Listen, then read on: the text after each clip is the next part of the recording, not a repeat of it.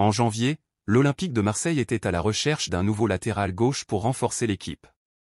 La responsabilité de trouver cette pièce manquante a été confiée à Mehdi Benassia, conseiller sportif du club.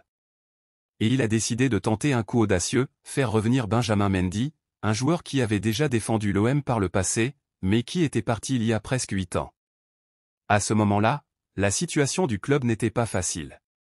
Mason Greenwood, qui avait été recruté avec de grandes attentes, n'a pas réussi à s'adapter au style de jeu et, pour aggraver les choses, n'a pas eu le rendement espéré. Youssef Attal a été envisagé comme alternative, mais le président lui-même, Pablo Longoria, a bloqué le transfert, peut-être en considérant que le joueur ne correspondrait pas à la philosophie de l'équipe ou pour des raisons financières. Si vous êtes passionné par l'Olympique de Marseille et que vous voulez tout savoir sur ce qui se passe au club, laissez votre like maintenant et abonnez-vous à la chaîne. Cela aide énormément à renforcer notre communauté de supporters et à vous apporter toujours les meilleures nouvelles. Pourtant, Benassia n'a pas abandonné l'idée de renforcer le poste de latéral. Il s'est montré déterminé à ramener un nom de poids, quelqu'un qui pourrait apporter de l'expérience et de la qualité. C'est alors qu'il a de nouveau porté son attention sur Benjamin Mendy. Le joueur, qui a été champion du monde avec la France en 2018, évoluait au FC Lorient, et Benassia croyait pouvoir le convaincre de revenir à l'OM. La tentative a été sérieuse.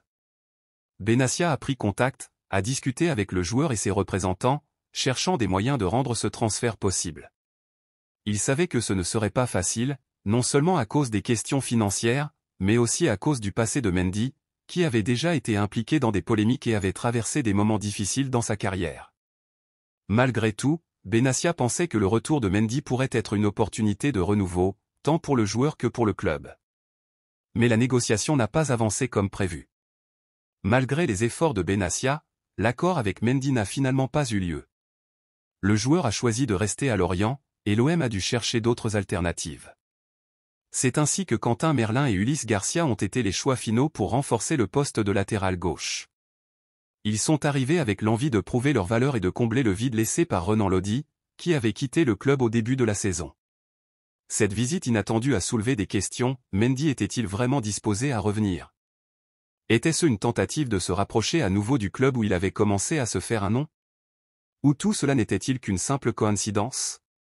Ce qui est certain, c'est que sa présence à la commanderie a montré que, malgré les obstacles, le joueur et l'OM partagent encore un lien spécial. Malgré toutes ces rumeurs, la situation de Mendy reste incertaine. Il est toujours à Lorient, mais la porte pour un retour possible à l'OM n'est pas complètement fermée. La relation entre le joueur et le club semble encore avoir des chapitres à écrire.